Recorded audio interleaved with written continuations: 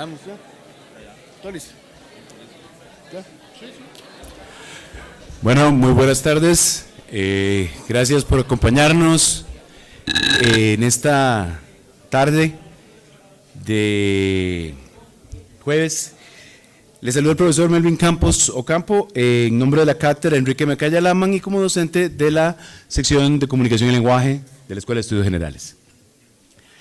Para la Universidad de Costa Rica, institución benemérita de la educación y la cultura, para la Escuela de Estudios Generales y para la cátedra Enrique Macaya Laman, es un honor recibirles como público asistente a esta nueva actividad.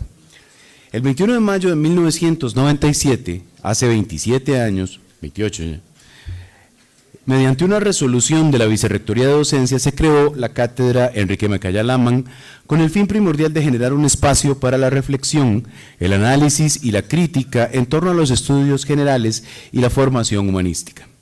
Con este objetivo nos proponemos continuar los esfuerzos precedentes de organizar actividades en todos los campos del saber humano que afirmen y den proyección a la importancia de la formación humanística desde la Universidad de Costa Rica.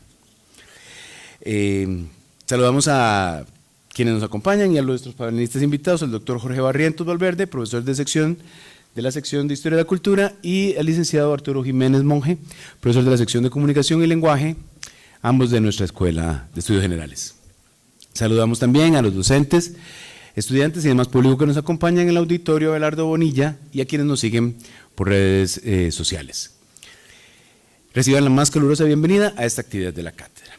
En este 2025, la cátedra Enrique Macaya se une a la celebración de los 50 aniversario de los seminarios participativos. Las actividades que se han venido desarrollando no solo cuentan con la participación de grupos de estudiantes de seminarios, sino además de los equipos docentes que han venido trabajando en la propuesta de temas y han participado como conferencistas invitados.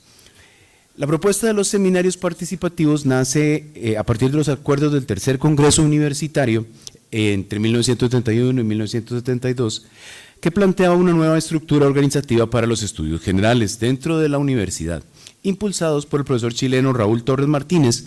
En 1974, y bajo la premisa de impartir el curso integrado de humanidades de una forma distinta, pues más integrada, los seminarios se iniciaron enfocados en el principio de integración e interdisciplinariedad en la enseñanza como sugerencia orientadora al estudio del conocimiento que tiene que ver con la influencia de la ciencia y la tecnología en todas las dimensiones culturales. Esta primera experiencia fue un éxito y desde entonces se aprobó en 1975 por la Vicerrectoría de Docencia, y durante estos 50 años el carácter cogestivo ha sido la base de los seminarios participativos, colocando a la persona estudiante en un papel central, promoviendo su potencial para aprender, imaginar, compartir, construir espíritu crítico y forjar nuevo conocimiento. Como parte de esta conmemoración del 50 aniversario, damos inicio pues a esta nueva actividad de la cátedra Enrique Macaya Laman. En esta ocasión hemos articulado los contenidos de dos seminarios participativos, uno que trabaja humanismo y globalización y otro que analiza los retos regionales y globales para América Latina en el siglo XXI. Como punto de convergencia entre ambos seminarios hemos planteado este conversatorio de hoy en torno al tema neoliberalismo, migraciones y literatura en América Latina. Esta actividad involucra a docentes de ambos seminarios. Inicialmente, el doctor Jorge Barrientos Valverde explicará la relación entre neoliberalismo y migraciones en América Latina y seguidamente el licenciado Arturo Jiménez Monge estudiará la representación literaria del sujeto migrante en un relato del escritor costarricense Alfonso Chase. El doctor Jorge Barrientos Valverde es profesor historiador asociado de la Universidad de Costa Rica, especialista en historia contemporánea, doctor en Historia Global por la Universidad de Costa Rica, máster en Historia de Centroamérica, licenciado en Estudios Sociales, ha sido galardonado por la universidad en 3 ocasiones como el mejor promedio en su área de estudio, es autor de varios libros y artículos sobre historia política en el mundo contemporáneo y actualmente es miembro de la cátedra Ibn Khaldun de Estudios del Medio Oriente y África del Norte. Sus áreas de estudio son la historia contemporánea universal, la historia del Medio Oriente, historia política y de las ideologías, la enseñanza didáctica de la historia, teoría y pedagogía crítica, así como la teoría marxista de la historia. Queda entonces con ustedes el doctor Barrientos con la conferencia Neoliberalismo y Migraciones en América Latina. Bueno, muy buenas tardes, tengan todos y todas. Agradecer muchísimo a la cátedra Macaya Lama por estos espacios y por organizar estos eventos, estas actividades que además se transmiten y quedan grabadas en redes sociales, en la página de Facebook y por YouTube. Agradecerle a la Escuela de Estudios Generales también por estos espacios y toda la infraestructura que hay para poder organizar estas actividades en el marco de los 50 años que se cumplen de los seminarios participativos. Y bueno, pues hemos tenido este año una gran cantidad de actividades, de conversatorios muy importantes sobre estos temas. En realidad, bueno, yo voy a dar esto es una clase del curso del seminario participativo de Humanismo y Globalización, y digamos, la idea es pues trabajar este tema del neoliberalismo en relación a cómo se ha desarrollado el neoliberalismo en América Latina y en Costa Rica en los últimos 40 años. Entonces, bueno, vamos a verlo desde una perspectiva histórica. Espero no pasarme el tiempo que me dieron, porque yo me emociono muchísimo, entonces voy a tratar de ser lo más sintético posible, ¿verdad? Entonces, bueno, vamos a iniciar. Esta charla se denomina el neoliberalismo como sistema de dominación entre 1980 y el 2025. Voy a primero dar algunas de las referencias bibliográficas en las cuales me basé para poder desarrollar esta presentación y este trabajo. Estas son reflexiones de más de 15 años de dar estas clases y de dar estas charlas sobre el tema de neoliberalismo. Y bueno, pues es producto justamente de 15 años o más de reflexiones sobre este modelo de desarrollo, o que nos dicen que es un modelo de desarrollo, pero como vamos a ver ahorita, vamos a cuestionar justamente qué tanto desarrollo ha generado en la región latinoamericana y cuáles son las principales contradicciones sociales y económicas que nos ha venido generando. Bueno, ¿cuáles son algunos de esos trabajos? El famoso clásico de Noam Chomsky, El beneficio es lo que cuenta, es un librazo. Después el trabajo de El Gánster Económico, es un excelente trabajo también de investigación sobre la manera en que se desarrollan los golpes de Estado en América Latina en los años 70, y en estos países donde se dan los golpes de Estado es donde se implementan los experimentos del modelo neoliberal, obviamente todo esto orquestado por Estados Unidos, pero vamos a observar que bueno, inicia principalmente en Chile y en Argentina en los 70. El trabajo de James Petra, Neoliberalismo en América Latina, que es un trabajo muy bueno, es un sociólogo norteamericano, al igual que Perkins, que bueno, trabajó para el gobierno norteamericano, para la CIA incluso. Lo interesante de Perkins es que después deja el trabajo y se pasa a la otra acera de bando, digamos, y empieza a denunciar todo para lo que trabajó. Él trabajó como organizador de golpes de Estado para Estados Unidos. Noam Chomsky, bueno, es el intelectual vivo más importante del mundo. Noam Chomsky es lingüista y es filósofo y un gran académico que ha trabajado durante más de 50 años estos temas. Y después, bueno, ahí viene otro libro, La trama del neoliberalismo, que viene con la participación de una gran cantidad de intelectuales, entre ellos, por ejemplo, el historiador marxista británico Perry Anderson, Emil Sader, que es un sociólogo brasileño, y bueno, Atilio Borón, argentino, etcétera, etcétera. Algunos trabajos sobre ya la cuestión costarricense sería el de Rodrigo Quesada, que es un libro clásico de los años 90, de globalización y deshumanización, dos caras del capitalismo avanzado. Vamos a observar que el modelo neoliberal dentro de la economía capitalista ha conllevado a una agudización de los procesos de deshumanización en América Latina y en el mundo. Y este trabajo de Luis Paulino Vargas, que se llama Costa Rica en el siglo XXI, la crisis del proyecto neoliberal, que es profesor de la UNED, catedrático, y bueno, es uno de los mejores economistas que tenemos en Costa Rica, y ya se pensionó. Y que, por cierto, hoy va a dar una conferencia sobre este tema a las 2 de la tarde en la UNED. Entonces, ahora, si quieren, salen de aquí y se van corriendo a la UNED. Pero no, en realidad creo que también va a quedar grabada. Entonces, bueno, siempre es excelente experiencia escuchar a Luis Paulino Vargas hablar de estos temas. Bueno, yo voy a dar como 6 o 7 puntos principales, ahí los van a ir viendo con número. El primero es que, bueno, vivimos en una sociedad que tiene un sistema económico, como a lo largo de toda la historia de la humanidad. Las sociedades se organizan y se administran a través de sistemas económicos y de sistemas políticos. Eso es lo más introductorio y lo más básico que tenemos que entender. En los últimos 250 años, el sistema político económico son las repúblicas modernas, después de la Revolución Francesa y la Revolución Industrial, y nos organizamos en repúblicas modernas, en estados nacionales modernos, que se llaman países contemporáneos, ¿verdad? Y estos países también aplican un modelo económico, un sistema económico que es el sistema capitalista, ¿verdad? Y los sistemas capitalistas se caracterizan por una gran cantidad de características, las podríamos citar. Cuando uno va a las clases de revolución industrial tiene que caracterizar el capitalismo. Bueno, básicamente, ¿qué tiene que tener el capitalismo? Tiene que tener, para que sea capitalismo, tiene que tener clases sociales, tiene que tener salario, tiene que tener empresa, propiedad privada, tiene que tener una clase dirigente que es la que es dueña de los recursos económicos y administra las riquezas y recursos económicos, y tiene que tener desigualdades socioeconómicas, ¿verdad? Donde hay clases dominantes y clases dominadas. Entonces, bueno, el neoliberalismo es una etapa más del sistema capitalista que tiene 250 años aproximadamente de existir. Aquí toda esta discusión va a ser muy teórica. En estos 250 años del sistema capitalista han habido diferentes modelos de desarrollo, para que no crean que solo el neoliberalismo es el único modelo de desarrollo. Para hacerlo en resumen, en el siglo XX, después del siglo XIX, en el que se desarrolla el liberalismo económico, entra en crisis después de la crisis económica de 1929.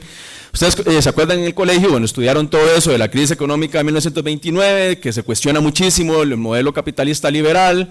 Y entonces, bueno, hay una serie de economistas, entre ellos el principal es John Maynard Keynes, que en los años 30 se asesora al presidente Franklin Roosevelt, y Maynard Keynes le plantea que tiene que haber mayor intervención del Estado en la economía, es decir, una regulación del Estado en la economía. Eso significa que el gobierno tiene que regular más las actividades económicas comerciales para tratar de incentivar el trabajo, es decir, dar empleo a la gente, a la población. Tiene que también redistribuir la riqueza y tiene que preocuparse por brindar servicios sociales, ¿ya? Entonces, Maynard Keynes básicamente se convierte en el salvador de la economía capitalista estadounidense en los años 30, porque saca adelante la economía estadounidense, y Franklin Roosevelt se convierte a la postre en el presidente que logra sacar a Estados Unidos de la crisis en los años 30. Y bueno, pues si ustedes buscan ahí en Google con la inteligencia artificial, les va a salir que Franklin Roosevelt es el presidente más importante de los Estados Unidos después de 200 años, no solo por eso, sino por el protagonismo que tuvo en la Segunda Guerra Mundial, en la lucha contra el fascismo, etcétera. Pero lo interesante aquí es que se implementa un nuevo modelo que se llama el modelo estatal interventor, o el modelo benefactor, como sale en los libros de colegio, o el modelo intervencionista, o el modelo keynesiano, ¿verdad? En América Latina se impuso o se implementó como un modelo que se llamaba el modelo cepalino, porque era la CEPAL la que lo implementó, en la idea de que, bueno, ahí vamos a desarrollar una economía capitalista, pero esa economía capitalista iba a ser regulada por las autoridades gubernamentales a través de un Estado fuerte que interviene en la economía y que regula. ¿Qué significa eso, regular la economía? Bueno, primero, garantizar que hayan derechos laborales y que se respeten los derechos laborales, ¿verdad? Lo segundo es que las empresas respeten a los trabajadores y respeten el medio ambiente. Y un punto neurálgico fundamental por el cual en este país estamos en un gran conflicto en este momento, es que las empresas, entre más tengan recursos y más tengan riquezas, más deben pagar impuestos. Es decir, que cada quien pague impuestos como puede, de acuerdo a su capacidad adquisitiva, ¿verdad? Entonces ahí vamos como armando el rompecabezas de este asunto. Y el modelo keynesiano, claro, era una herramienta muy positiva para el capitalismo en los años 30, 40, 50, 60, hasta los 70, porque al otro lado del planeta estaba nada más ni nada menos que la Unión Soviética, con un modelo socialista, con un Estado muy fuerte que se había convertido en una potencia mundial. Digamos, la Unión Soviética había pasado de ser una Rusia atrasada, semifeudal, precapitalista, preindustrial, a llevar a cabo la Revolución Rusa, y en cuestión de 10 años era una potencia militar con el Ejército Rojo, que es el que vence a los nazis, y se había convertido en una potencia también espacial, tecnológica, y en una potencia económica, ¿verdad? Entonces, a los Estados Unidos y a las potencias capitalistas les servía muy bien competir con la Unión Soviética con un modelo que prometiera a la gente el sueño americano. ¿Cuál era el sueño americano? Bueno, vivir en el capitalismo, que va a ser un capitalismo que sí le va a dar a la gente la posibilidad de crecer y acceder a cuestiones materiales importantes. Bueno, la casa, el carro, el trabajo, derechos laborales, vacaciones pagadas, ¿verdad?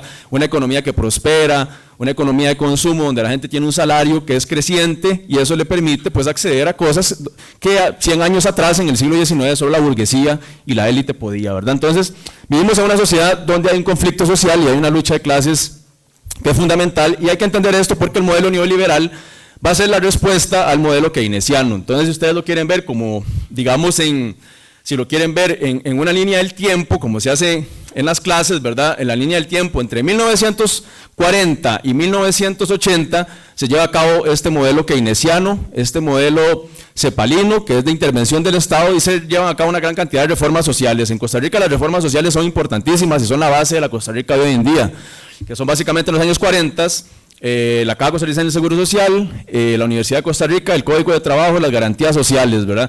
¿Qué es eso de las garantías sociales? Se preguntarán ustedes, si lo vieron en el colegio. Se recordarán entonces que se refiere a que el gobierno es el responsable máximo de que los ciudadanos vivan con bienestar y por eso tiene que brindar acceso a la vivienda, a la educación, a la salud, al alimento, al trabajo con derechos laborales. Entonces, bueno, ese es el modelo que se implementa en Estados Unidos con Roosevelt y se implementa en muchos países de América Latina. Posiblemente los países más exitosos que implementaron el modelo keynesiano está justamente Costa Rica, Uruguay, Chile, pero eso va a llegar hasta los años 70, o sea, se va a agotar ese modelo, y se va a agotar ese modelo porque resulta que va a venir una nueva ofensiva de las élites capitalistas, de los sectores más pudientes de la economía, para tratar de traerse abajo el modelo keynesiano. ¿Por qué el modelo keynesiano es una piedra en el zapato o es incómodo para los grupos de poder socioeconómicos en América Latina, en Estados Unidos y en Europa? Bueno, porque el modelo keynesiano significa que tiene que haber un gobierno que está activo y que está presente en regular las relaciones económicas y las relaciones de poder y dominación entre las élites y los trabajadores, ¿ya? Entonces un modelo keynesiano es incómodo. ¿Por qué? Porque primero garantiza o tiene que brindar y exigirle a los patrones y a las grandes élites que paguen impuestos, después que respeten el medio ambiente, como hablábamos, y que respeten derechos laborales. Principalmente es eso, y que además el Estado, recuerden que el Estado tiene una presencia en las actividades económicas muy relevante. Es decir, el Estado está metido en brindar servicios de salud, de educación, construye carreteras, construye edificios, ¿ya? Entonces es ahí donde hay un problema para las élites, porque las élites dicen, ¿por qué mejor no empezamos nosotros a hacer lo que hace el Estado? Y empezamos a privatizar todo y queda en manos privadas, de empresas privadas, el tema de los servicios. Entonces, bueno, antes de seguir, aquí hay una aclaración importante, la número 2, y es que esta discusión sobre neoliberalismo, para hacer una aclaración conceptual, se refiere a una cuestión muy importante. Vamos a hablar de neoliberalismo como liberalismo económico, o como una nueva fase del liberalismo económico. ¿Por qué? Porque el liberalismo, hay muchos liberalismos. Ahí, como pueden observar, ¿qué es el liberalismo? Bueno, tenemos, por ejemplo, liberalismo político, tenemos liberalismo cultural e ideológico y tenemos liberalismo económico, ¿ya? En esta discusión estamos hablando del neoliberalismo en términos económicos comerciales, ¿ya? Bueno, Luis Paulino Vargas le llama el proyecto histórico neoliberal. Bueno, ¿por qué es un proyecto histórico neoliberal? Porque es un itinerario. ¿Qué es un itinerario? Es algo que está planificado. Aquí un cuaderno, tomaron y dijeron, bueno, este es el plan que vamos a imponer para América Latina y para Estados Unidos y para Europa Central, donde, bueno, se le pone neoliberalismo y se empieza a ejecutar. Primero se planea, después se ejecuta. Entonces, eso es el neoliberalismo. ¿Cuáles son las diferencias entre esto? Bueno, el liberalismo político se refiere a la Revolución Francesa y a las ideas de que tenemos que vivir en una sociedad democrática, con un sistema republicano, con división de poderes y con representantes que nosotros elegimos democráticamente. En ese sentido, yo soy, por ejemplo, liberal político. Y me pregunto, ¿usted es liberal? Sí, por supuesto, yo soy liberal en términos políticos. Si nos preguntan qué es el liberalismo cultural e ideológico, el liberalismo cultural e ideológico es el que plantea que el individuo es el dueño de su vida y de su cuerpo y, por lo tanto, pues tiene autonomía sobre su proyecto de vida, ¿verdad? El liberalismo cultural e ideológico en ese sentido se plantea en la perspectiva de que ningún aparato estatal, ni represivo, ni religioso debería imponerle a las personas cómo vivir su vida. Es decir, en el liberalismo cultural e ideológico, si ustedes me preguntan si yo lo soy, también lo soy, en el sentido de que el liberalismo cultural ideológico se refiere a la cuestión de la autonomía de las personas sobre sus vidas, sin interferencia de aparatos represivos o aparatos ideológicos que se impongan a la voluntad de las personas, es decir, es la cuestión de los derechos individuales.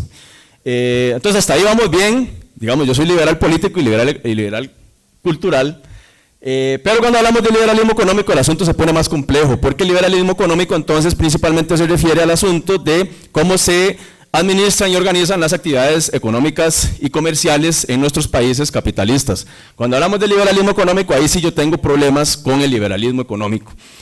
Personalmente, ¿verdad? ¿Por qué tengo problemas con el liberalismo económico? Porque el liberalismo económico en el siglo XIX se construye como un proyecto político económico para lograr la acumulación de riqueza para las clases más pudientes. ¿Quiénes son estos? Bueno, la burguesía decimonómica, es decir, los sectores más acaudalados del siglo XIX implementan el modelo liberal. Ustedes lo vieron en el colegio, muchos de ustedes. 1870 se implementa con los militares en casi toda América Latina. En Costa Rica también el modelo liberal se implementa con Tomás Guardia, con la burguesía, la élite cafetalera, que tenía ya ahorros y tenía riquezas económicas de la producción de tabaco, y que se fortalece con la venta del café y que se convierte en la clase alta en costarricense por excelencia. Es la clase que maneja la tierra, maneja la riqueza, es la clase exportadora y además también son militares. Entonces, como dicen, ¿verdad?, están totalmente montados en el poder. Son militares, terratenientes, empresarios, multimillonarios, poderosos y además, para terminar de hacerla, manejan la banca en Costa Rica también. A inicios del siglo XX todavía están allí manejando la banca y bueno, por eso le pasó lo que le pasó a Alfredo González Flores cuando trata de por primera vez empezar a tratar de intervenir la economía con el Estado, con un banco nacional, ¿verdad?, con cobrar impuestos, con distribuir la riqueza de una forma un poquito más equitativa, y resulta que a los 3 años le da un golpe de Estado, ¿ya? Entonces, bueno, ese es el asunto del liberalismo económico, ¿ok? Vamos a hablar entonces del liberalismo económico, y el concepto de neoliberalismo se refiere a cómo se vuelve a implementar el modelo liberal del siglo XIX, pero ahora en los años 70s, 80s, ¿ok? ¿Cuáles son los orígenes del ataque neoliberal? Los orígenes del ataque neoliberal tienen que ver con el golpe de Estado en Chile en 1973. Ahí es donde se implementa por primera vez en América Latina. ¿Quién va a ser el gestor de esto? Bueno, Augusto Pinochet, que es un militar, y el asesor económico va a ser Milton Friedman, ¿verdad? Ahí pueden irlo viendo. También habían el famoso movimiento, el grupo de los Chicago Boys. A los Chicago Boys le decían a un grupo de intelectuales en Estados Unidos que desde los años 50 se habían planteado cómo volver a implementar el neoliberalismo. ¿Por qué había que volver a implementar el liberalismo? Bueno, porque es muy positivo para las clases dominantes, para los grandes poderosos, ¿ok? Bueno, ¿quiénes son ellos? Friedrich Hayek, Ludwig von Mises y Milton Friedman. Milton Friedman, de hecho, viaja a Chile en medio del golpe de Estado y de la dictadura de Augusto Pinochet y se convierte en asesor económico, ¿verdad? Como había sido 30 años antes, John Maynard Keynes, asesor económico de Franklin Roosevelt. Lo que pasa es que Keynes y Roosevelt más bien eran de la teoría de la intervención del Estado, y en este caso Friedman, con la dictadura de Augusto Pinochet, implementan el modelo neoliberal, ¿verdad? Después esto va a ser fortalecido en los años 80 con la llegada al poder de Ronald Reagan y de Margaret Thatcher en Inglaterra, de Ronald Reagan en Estados Unidos, pero en los 70s quien está en Estados Unidos gobernando es Richard Nixon. Y Richard Nixon, bueno, aprueba el golpe de Estado contra Salvador Allende en Chile por parte de Pinochet, y aprueba que se ponga el experimento neoliberal en marcha. Es decir, el plan que se había elaborado en el cuaderno, era el itinerario, el plan ahora se va a ejecutar. ¿Dónde se va a ejecutar por primera vez? Bueno, en Chile, bajo una dictadura, es decir, bajo una terapia de shock, como dice Naomi Klein en su libro La terapia del shock, y tiene un documental de 1 hora y media que es buenísimo, que explica todo esto muy bien. Bueno, ese es el golpe de Estado en Chile, con el militarismo neofascista. Vean aquí los que dan el golpe de Estado, ¿verdad? Cualquier similitud con los fascistas y los nazis de los años 40 no es casualidad. Ellos incluso desde Estados Unidos y desde las dictaduras militares permiten la llegada de una gran cantidad de exagentes nazis a estos países que van a asesorarlos ahora en materia de seguridad. Eso no lo inventé yo, eso lo vimos en otra conferencia hace como un mes, y toda la manera en la que, eso es por el otro seminario participativo en el que trabajo, que hemos visto el tema del fascismo y el neofascismo, y la manera en la que una gran cantidad de nazis y de fascistas que estuvieron en los campos de concentración asesinando miles de judíos y de socialistas, escaparon de Europa, principalmente por el Vaticano, con ayuda de sacerdotes católicos fascistas, y que permitieron que estos tipos fueran a terminar en América Latina, principalmente en Chile, en Argentina, en Brasil, algunos terminaron en Uruguay, Paraguay, principalmente esos, ¿verdad? Entonces, bueno, esta gente es la que implementa el modelo neoliberal, son militares, asesinaban una gran cantidad de personas para imponer este modelo. Entonces el modelo neoliberal se impone a sangre y fuego, eso es lo más importante. Los movimientos sociales, por supuesto, en Chile estuvieron involucrados en protestar contra la dictadura durante 18 años que duró la dictadura chilena. Y el otro elemento es lo de la dictadura argentina en 1976, que también, después de que dan el golpe de Estado, Jorge Rafael Videla y compañía, la Junta Militar, implementan también el modelo neoliberal en Argentina. Empiezan a privatizar todas las instituciones del Estado para pasarlas a manos de empresas privadas. Entonces, bueno, aquí tenemos, por ejemplo, esta cuestión de, ya llegamos al punto 4, entonces, la pregunta del millón, ¿qué es el neoliberalismo? ¿Verdad? Ahí lo tiene, lo voy a leer. Dentro del sistema económico capitalista, entonces, el neoliberalismo es un modelo de desarrollo, es un proyecto histórico concreto que propone e impone, en realidad es que impone, no propone, porque es a la fuerza, que no lo implementan en América Latina, las reglas de cómo se practican las actividades económicas comerciales. Esto condiciona formas de organización social, de administración de los recursos y de la distribución de la riqueza.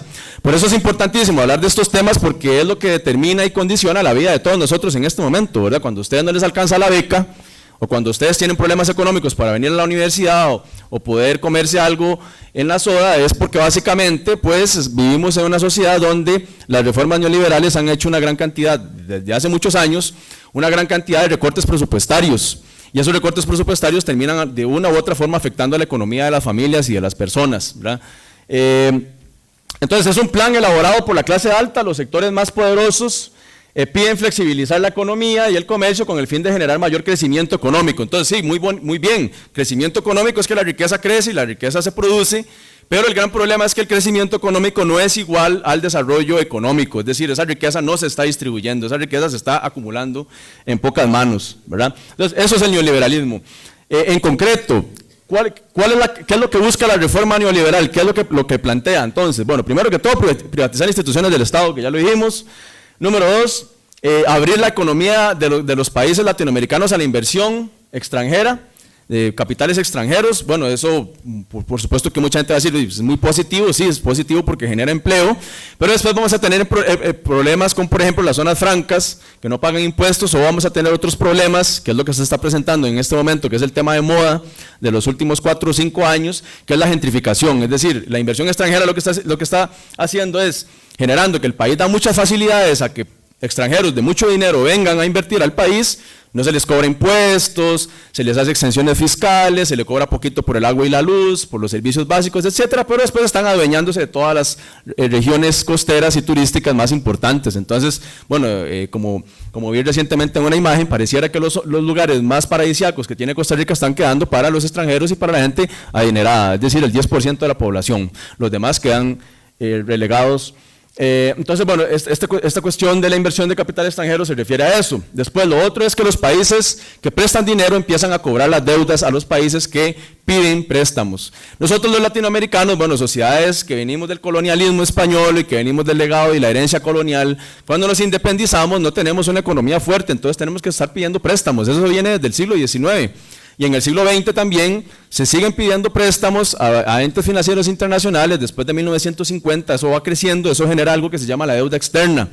Y la deuda externa, como hay que pagarla poquito a poquito con unos intereses altísimos, en los años 80 los Estados Unidos, en medio de la crisis económica de 1981, Estados Unidos empiezan a cobrar de una manera más fuerte la deuda de Costa Rica y la deuda de los países latinoamericanos. Entonces ese cobro de deuda nos ahoga y nos asfixia económicamente. Entonces, para pagar deuda, ¿qué es lo que hay que hacer, muchachos? Para pagar la deuda, entonces, lo más sencillo sería recortar programas de ayuda social o recortar la inversión social. Bueno, entonces, menos becas, menos dinero para las universidades, menos dinero para construir escuelas y colegios, menos dinero para construir puentes y caminos a zonas rurales, menos dinero para construir clínicas y EVAIS, menos dinero para construir hospitales y vivienda. Eso prácticamente ya hoy en día está acabado, es decir, en los años 80 y 90 todavía el INBU tenía un papel importantísimo en la construcción de viviendas populares para la clase trabajadora. Hay un montón de barrios aquí en San José que se constituyeron con viviendas para la clase obrera, Atillos, Paso Ancho, por ejemplo, Calderón Muñoz, los barrios del sur que llamamos, ¿verdad?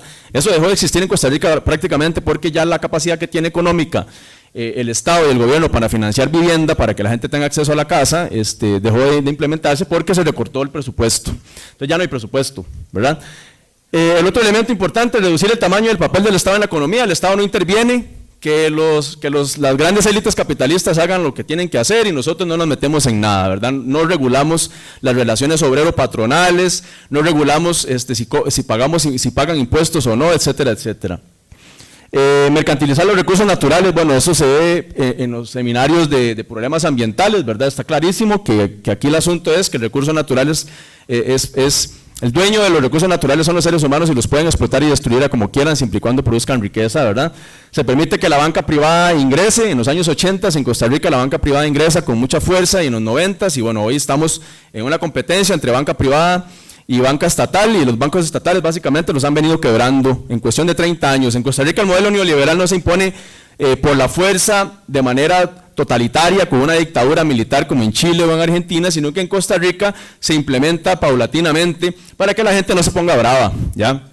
Y cuando han querido hacerlo de manera agresiva, el pueblo y la población, la sociedad civil se ha organizado y ha resistido, como fue contra el pacto del PLN con el PUSC en 1995, que se vino después una huelga por la reforma de las pensiones, como fue contra la privatización del ICE en el 2000 y como fue contra la lucha contra el TLC en el 2007, ¿verdad? Entonces la burguesía costarricense y la élite es muy inteligente, está muy bien preparada, estudian en el extranjero, van y pagan millones en las mejores universidades del mundo y dicen, bueno, ¿para qué vamos a implementar el neoliberalismo de forma agresiva si esta gente se organiza y cierra calles? Mejor hagámoslo paulatino. Y paulatino ha tenido mucho éxito, lo han ido implementando de manera muy efectiva, ¿ya? Bueno, los servicios sociales deben ser privatizados, se recortan derechos sociales, se flexibilizan los derechos laborales. Eso es lo que llamamos la sociedad uberizada, ¿verdad? O la uberización de la sociedad, es decir, ahora todo el mundo está dispuesto, mucha gente está dispuesta a trabajar sin derechos laborales, porque la situación está tan crítica que las personas ya no quieren, digamos, los patrones ya no quieren respetar derechos laborales y ofrecen trabajo y le dicen, bueno, usted puede trabajar en esta empresa para mí, pero no le voy a respetar los derechos laborales, ¿verdad? Disminuir el cobro de impuestos directos y disminuir la inversión social es otro elemento fundamental. Lo de disminuir los cobros de impuestos directos es que cuando se cobran impuestos en un país hay dos tipos de impuestos, eso se ve en educación cívica en cuarto y quinto año, ¿verdad? Supuestamente. ¿Cómo se cobran los impuestos? Los impuestos se cobran de manera, bueno, impuestos directos, impuestos indirectos. Entonces el profesor de educación cívica, uno en el colegio le dice, bueno, los impuestos directos son los impuestos que se cobran a la riqueza. ¿Y cómo se cobran esos impuestos? Bueno, la producción de riqueza, de dinero, a las casas de lujo, a los carros de lujo. Es decir, en la pirámide social los que están más arriba deberían pagar un poquito más que los que están más abajo. Una cosa como que suena muy obvio, muy lógico, pero resulta que así no se practica. En Costa Rica, en la pirámide social de clases, los que pagan más impuestos están de la mitad para abajo y los que están más arriba no pagan impuestos porque evaden. Y hay una cuestión que se llama la evasión fiscal, que es gravísima en este país y que nadie la quiere atender. Ningún gobierno ha estado anuente o ha querido ver de qué manera soluciona el problema de la evasión fiscal. En una entrevista, por ejemplo, que yo había visto como en el 2021 de Claudia Alpizar con don Rodrigo Chávez llega y denuncia la evasión fiscal y dice que es una barbaridad, que él viene del extranjero, 35 años de trabajar en Europa salvando economías y que llega a Costa Rica, que este país es un desastre. Este país es un desastre, la evasión fiscal. Yo llego a la presidencia y voy a ordenar la casa, ¿verdad? Voy a ordenar la casa. Bueno, tenemos 3 años, ya le quedan 6 meses y no he ordenado absolutamente nada. Este país está repleto de evasores fiscales, tenemos 250 empresas poderosísimas que siguen declarando renta cero a final de año, no pagan absolutamente nada de impuestos, y Nogui Acosta y Rodrigo Chávez no están haciendo absolutamente nada para solucionar el problema. Entonces, ¿cómo el país va a tener recursos económicos y cómo el país va a tener dinero para construir escuelas, caminos, carreteras, hospitales y puentes si no logra recaudar nada? Es un país desangrado, es un país por eso es un desastre de país, ¿ya? Así es como funciona, digamos, Costa Rica y así es como opera el quinto mundo, digamos, que es donde vivimos. El otro elemento que es terrible, porque es el asunto de la corruptela que se tienen en el manejo del Estado, es las élites económicas manejan el Estado, entonces controlan el poder político, ¿y qué hacen ahí? Bueno, la política de concesión de obra pública. Entonces ahora resulta que las empresas, las instituciones estatales no tienen capacidad de hacer nada y todo se pasa a la empresa privada. Entonces, bueno, lo que ha sucedido principalmente es que ya el MOP dejó de operar, ¿verdad? Dejó de poder hacer cosas importantes de infraestructura, se le pasa a empresas privadas y la empresa privada cobra 3, 4, 5 o 10 veces lo que vale hacer la obra, ¿verdad? Que es el escándalo de H. Solís y de MECO, que han pasado estafando a este país durante los últimos 10 años y están muertos de risa, porque además estafan, cometen delitos y no les pasa nada. Entonces, los niveles de corrupción y de impunidad son altísimos, ¿verdad? Entonces, como el MOB ya no puede ni tapar una calle, ni tapar un hueco en una calle, entonces se concesiona, ¿ya? Y bueno, eso de la concesión de obra pública es para dar una charla completa, ¿verdad? Entonces, bueno, el neoliberalismo es eso. Básicamente el neoliberalismo es un modelo donde se es débil frente a los fuertes y se es fuerte contra los débiles, ¿ya? Es una implementación de un sistema capitalista donde se le da una gran cantidad de ventajas a los grupos de poder económico, que supuestamente, bueno, claro, tienen que dar empleo y que, como dijeron ayer en la conferencia de prensa del gobierno, nosotros damos empleo, somos el motor de la economía. Sí, está bien, estamos de acuerdo, dan empleo y son el motor de la economía, pero no cumplen con sus obligaciones. ¿No cumplen con cuáles obligaciones? Bueno, las obligaciones que hemos estado hablando, el respeto por los derechos laborales, por los salarios mínimos, o por ejemplo el respeto a la naturaleza y el medio ambiente, que bueno, ustedes saben muy bien el caso de las piñeras y cómo están las zonas de las empresas en las costas, la destrucción del medio ambiente es espantosa, y además toda la cuestión que tiene que ver con no pagar impuestos, ¿ya? Entonces esto es lo que llaman algunos de los autores que hemos hablado, la rebelión de los ricos, que inicia en los años 80. La rebelión de los ricos es lo que Elon Musk dice abiertamente todos los días: nosotros somos los dueños del planeta, punto. Y nosotros somos como dueños del planeta, no pagamos impuestos y punto, se acabó, ¿ya? Paguen impuestos ustedes, los pobres. Trabajen 60 horas a la semana, como dijo ayer también Elon Musk, trabajen ustedes los pobres 60 horas, también lo dijo este señor, el de México, Carlos Slim, ¿verdad? Nosotros ya queremos jornadas de 60 horas, ¿qué es eso de trabajar 40, 48 horas, como en Costa Rica que trabajamos 48 horas? No, la vamos a subir a 60 y el que se queja salado se convierte en un mendigo o tendrá que vivir en la calle o ver qué hace. Ese es el futuro que les toca a ustedes, básicamente, ver de qué manera se van a defender por el tema de los derechos laborales, o la otra es trabajar bajo condiciones de explotación y de precarización laboral espantosas, con salarios que no crecen, por ejemplo. Ayer la noticia, otra que había, ¿verdad? Del montón de noticias terribles, que todos los días uno ve. La otra noticia es que el Fondo Monetario Internacional le recomienda a Costa Rica congelar los salarios 5 años más, porque no se logró lo que se quería en el 2020, se congelaron 5 años, ya tenemos 5 años, entonces el Fondo Monetario Internacional le dice, bueno, el gobierno que venga el otro año tiene que congelar los 5 años más. Y entonces uno se dice, pero bueno, entonces aquí vamos a parar, ¿verdad? La capacidad adquisitiva de la clase media profesional costarricense es un desastre. Nadie llega a fin de mes, básicamente. Entonces, bueno, es esto lo más importante. ¿Quiénes impulsan este modelo? Ya lo dijimos, las élites más poderosas, económicas, políticas y además religiosas también, porque en Estados Unidos todo esto va a ser una alianza poderosísima. En Estados Unidos la alianza va a ser con las iglesias neopentecostales y con iglesias evangélicas que se van a convertir en magnates de empresas privadas fuertísimas. Club 700, por ejemplo, un multimillonario que aquí, yo me acuerdo en los 90, yo pasaba los canales ahí, salía Club 700 y me quedaba viendo en un rato ahí, no sabía ni qué diablos era, pero era un asunto de salvar las almas de la gente y no sé qué. Ahí anda todo eso, ¿verdad? Pero en realidad lo que hay detrás es un gran negocio económico, y los políticos estadounidenses, los presidentes que han sido gobernantes en Estados Unidos tienen que obligatoriamente hacer alianzas con las iglesias neopentecostales, si no, no son presidentes, ¿ya? Eso lo tenía muy claro Richard Nixon, eso lo tenía muy claro Ronald Reagan, después con los Bush, que eso es una dinastía, digamos, del Bush padre o Bush hijo, como si esto fuera una monarquía, ¿verdad? Totalmente aliados a las iglesias neopentecostales también, y tienen que aliarse para ganar votos y para recibir dinero, para recibir financiamiento, ¿ya? Entonces, bueno, ¿quiénes son esas alianzas de los grupos poderosos? Porque esto lo vamos a aterrizar. Ustedes dicen, bueno, profe, ¿quiénes son los poderosos? Bueno, los poderosos son esos que están ahí, los dueños de las tierras, los terratenientes, los dueños de los bancos, los banqueros, los dueños de las armas, los militares, ¿verdad? Los dueños de la riqueza y de las propiedades, de las grandes propiedades, que son los grandes empresarios, y las iglesias evangélicas, ¿ya?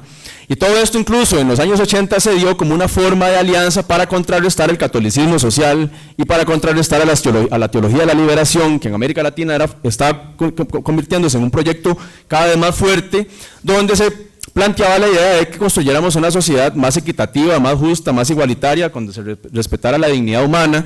Y el catolicismo social había crecido muchísimo en las zonas rurales, había crecido muchísimo en las ciudades. Las iglesias católicas tenían sacerdotes que se habían realmente comprometido con la visión de la opción por los pobres, ayudar a los marginados, ayudar a la gente trabajadora, ayudar a la clase obrera, tener un discurso incluso incendiario contra el sistema y contra las élites, y los empezaron a masacrar. Digamos, a la teología de la liberación la acribillaron a balazos en América Latina, ¿verdad? Entonces, bueno, esta alianza de Reagan con estos grupos de poder también lo que pretenden y lo que hicieron y lograron ganar en 1991, ganan toda la Guerra Fría, fue acribillar a las iglesias católicas y a los teólogos de la liberación y por todo lado empezar a construir iglesias evangélicas, ¿verdad? Toda América Latina está repleto por todas partes. Todo esto es con el debido respeto de la religión de cada quien puede tener la religión que quiera, pero el tema es cuáles son las implicaciones políticas del uso instrumental de la religión, ya es eso. Cuando yo estuve estudiando el doctorado en Brasil lo que hay son gimnasios cada 100 metros, iglesias evangélicas cada 100 metros y canchas de fútbol, básicamente. Eso es Brasil, ¿verdad? Costa Rica más o menos parecido. Entonces, vean ustedes cómo es que funciona el sistema de dominación político. Y bueno, en Costa Rica, para terminar, ¿cómo se impone esto? ¿Qué les implementan el neoliberalismo en Costa Rica? Bueno, la ANFE, la Asociación Nacional de Fomento Económico, desde 1958, el INCAE, 1964, es como, digamos, quien produce el conocimiento, y a los intelectuales y a los profesores, digamos, que apoyan el modelo neoliberal. Cada vez que se les cuestiona sobre los resultados que ha generado el neoliberalismo, que es un desastre, empiezan a hablar de otras causas, ¿verdad?, externas, bueno, sí, las crisis económicas, el problema que hay con la forma en la que nos financiamos, el despilfarro de los recursos, siempre se van por otro lado, ¿verdad? Bueno, el Partido Unificación Nacional, que gobierna en 1966, Partido Unificación Nacional, después se convierte en 1982 en el PUSC, la UCAEP, que es la Unión de Cámaras Empresariales, la Academia Centroamericana, 1969, es importantísima la Academia Centroamericana. Si ustedes quieren saber quién gobierna este país y quién domina este país, es la Academia Centroamericana. Y estoy casi seguro que ninguno de ustedes lo sabía hasta este momento, porque a nadie le explican eso en el colegio. Debería ser obligación de un profesor de estudios sociales explicar eso en el colegio, pero bueno, no pasa. Ese es el trabajo del Ministerio de Deseducación Pública, ni modo. Entonces inicia formalmente el modelo neoliberal con el gobierno de Luis Alberto Monge en 1982, después las alianzas entre el PUS y el PLN para implementar el neoliberalismo. Estos dos partidos son tomados por completo por banqueros, por terratenientes y por grandes empresarios. Es completamente secuestrado. Los dos partidos son lo mismo, lo único que tienen de diferencia es el nombre y la bandera, pero se convierten en exactamente el mismo modelo de apostar por el desarrollo del país, con la misma lógica que es la lógica neoliberal, ¿verdad? Bueno, ahí empiezan los programas de ajuste estructural, que yo creo que con eso sí los traumaron en el colegio, que es aprendas el PAE 1, el PAE 2, el PAE 3, toda esa cuestión. Entonces, bueno, las consecuencias del modelo neoliberal, para cerrar, es que vivimos en una sociedad cada vez más desigual, donde, por ejemplo, vean ustedes, el 8% de los más ricos del planeta concentran más del 85% de la riqueza. Estos en discusiones que hay entre Joseph Fontana y datos de Thomas Piketty, los 8 hombres más poderosos del mundo dominan más de la mitad de la riqueza. Es una cosa totalmente irracional y absurda, pero eso es lo que hay. Y cuando uno lo dice, hay gente que se enoja. Entonces eso es lo peor, ¿verdad? Uno no entiende en qué sociedad estamos. Y lo otro, bueno, una sociedad con niveles de injusticia social espantosos, niveles de desigualdad económica terribles, la corrupción política espantosa también, y además la impunidad, es decir, cada vez que llevan esposado a alguien de la élite política y económica de este país, uno sabe que va a terminar casa por cárcel, punto, ¿verdad? Y ahí se acabó el drama. Y bueno, ¿qué es lo que pasa con esta ecuación? Injusticia social, desigualdad económica y corrupción política. Bueno, la frustración en la gente, ¿verdad? Mayor frustración en la población y mayores niveles de violencia social. Es decir, este país está desbordado en violencia social en este momento y venimos de ser el país con los 3 últimos años más violentos de toda la historia de Costa Rica, justamente porque la gente está en un nivel de frustración espantoso por la situación socioeconómica que no mejora, ¿verdad? Entonces, bueno, el crimen organizado, narcotráfico, pandillas, bueno, además de los que roban arriba, que es principalmente lavado de dinero y la evasión fiscal, ¿verdad? Entonces, bueno, esta situación es terrible. Básicamente esto es lo que quería señalarles, ¿verdad? El PAE 4 es que es el que nos dio nada más ni nada menos que don Carlos Alvarado, graduado de la Facultad de Ciencias Sociales, de donde yo me gradué, llegó con un montón de promesas de decir que con el Partido de Acción Ciudadana iba a romper el modelo neoliberal, iba a construir una economía social solidaria, como le decían desde la Universidad Nacional los economistas, una economía social solidaria, todo el rollo. Al final no hizo nada. Lo primero que hizo fue aliarse con el PUSC y montar un proyecto neoliberal súper agresivo que nos llevó a este PAE 4, que es el plan fiscal, la ley antihuelgas y la ley de empleo público, que terminó de despedazar este país y que terminó de despedazar el tejido social de Costa Rica, ¿verdad? Y después don Rodrigo Chávez, que es exactamente la continuidad de Carlos Alvarado, no es ningún cambio, es exactamente continuidad, y aquí dice, yo voy a hacer exactamente lo mismo que venía haciendo Carlos Alvarado, solo que bajo la cara de otra persona que es Rodrigo Chávez, que además se lo trajo Carlos Alvarado del extranjero, ¿verdad? ¿Qué es lo que plantean ahora? Bueno, la venta del BCR, la venta del INS, van por ahí, destruir el ICE, las universidades estatales trabajando con alitas de cucaracha, no hay presupuesto para nada. Cada vez que se pregunta por el presupuesto para mejorar los baños, para mejorar la infraestructura, no hay plata para nada. Así que confórmense con lo que hay, ¿ya? Es decir, las universidades totalmente precarizadas, obviamente tienen un pleito contra la universidad más importante de América Central y del Caribe, que es esta, ¿verdad? Como la Universidad de Costa Rica sigue siendo, de los últimos 30 años, está entre las 20 mejores de América Latina y es la mejor de Centroamérica y el Caribe, entonces, y desde aquí viene la voz crítica y la voz disidente, entonces lo mejor que podemos hacer es irlos despedazando poco a poco, ¿verdad? No es así que le van a poner un rótulo allá afuera de se vende, porque no nos vamos a dejar, pero la idea es despedazar la universidad paulatinamente, y así están haciendo con las demás. Entonces básicamente es eso, ¿verdad? Y bueno, con este último gobierno, con esto cierro, traído de la Academia Centroamericana, no es ningún defensor de los derechos de los trabajadores, no es ningún defensor de la clase trabajadora, es una farsa. Cada vez que yo veo, bueno, mañana va para San Carlos el señor presidente a abrazarse con la gente, a repartir besos, a que le regalen crucifijos y que le regalen Biblias, es una cosa espantosa lo que está pasando en Costa Rica.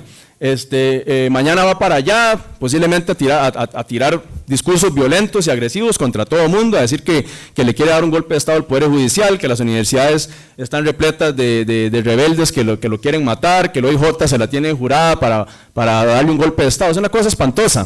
Y don Rodrigo Chávez, a diferencia de lo que alguna gente cree que es defensora y mesías de los pobres, viene nada más ni nada menos que de la Academia Centroamericana, que es el lobby político más importante que tiene la clase alta dirigente dueña de la riqueza en este país. ¿Quiénes son la Academia Centroamericana? Todos los señores que están ahí, que han gobernado los últimos 40 años, ¿ya? La gente de a pie en Costa Rica no gobierna, los que gobiernan son los que están arriba de la pirámide social de clases, todos los señores que están ahí. Ahí tienen lo que han implementado de financiamiento de la educación pública, combo fiscal, destrucción del sistema de pensiones, debilitamiento de la caja. Este gobierno le tiene declarada la guerra a la caja abiertamente, ya ni siquiera les da vergüenza. A los gobiernos anteriores les daba vergüenza, a este no, ¿ya? Ley antihuelgas, ahora jornada 4x12, debilitamiento de las instituciones públicas, ¿verdad?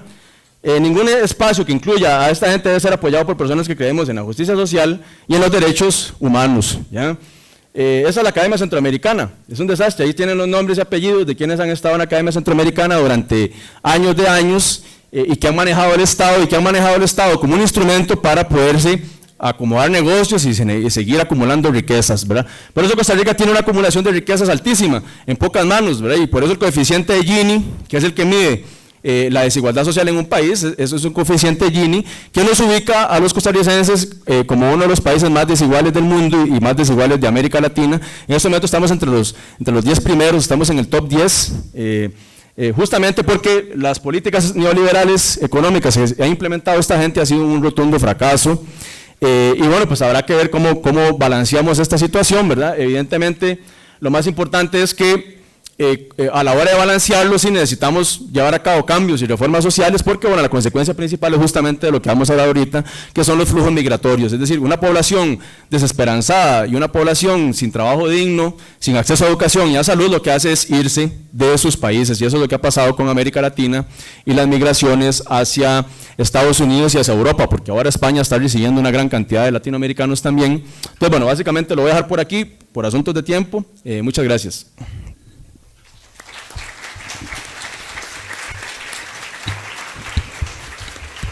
Bueno, muchísimas gracias al profesor doctor Jorge Barrientos por la tan importante reflexión, sin duda, y como cerraba él ahora, justamente Uno de los procesos, de las consecuencias fundamentales de este proceso de imposición del neoliberalismo en América Latina a partir del empobrecimiento son los flujos migratorios.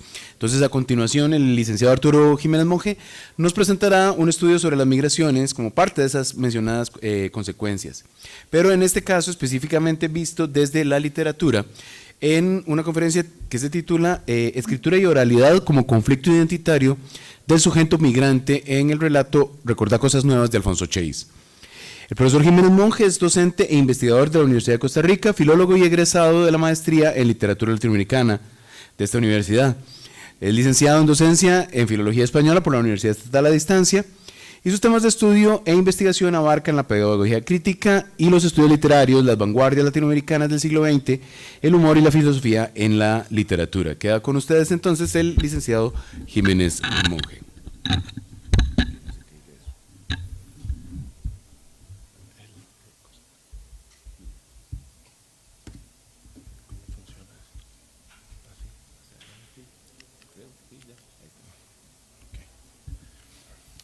Buenas tardes.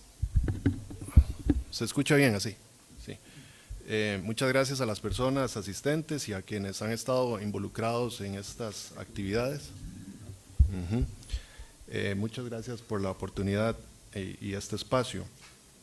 Yo voy a presentar algunas impresiones que escribí en relación con este texto, que correspondía con la clase de Comunicación y Lenguaje del Seminario Participativo Humanismo y Globalización con Fundamentos en Sociología, que impartimos los profesores Diana Senior, Maritza Marín, Alejandro Ortega y yo. Entonces, siguiendo con el gesto de Lidia, que es la personaje de Recordar cosas nuevas, yo me propuse lidiar también con la escritura como posibilidad. Entonces, les voy a leer un texto que escribí. El título que sugiero, un poco de forma lúdica, es Lidiar con la otrografía, escritura y oralidad como conflicto identitario en Recordar cosas nuevas de Alfonso Chase.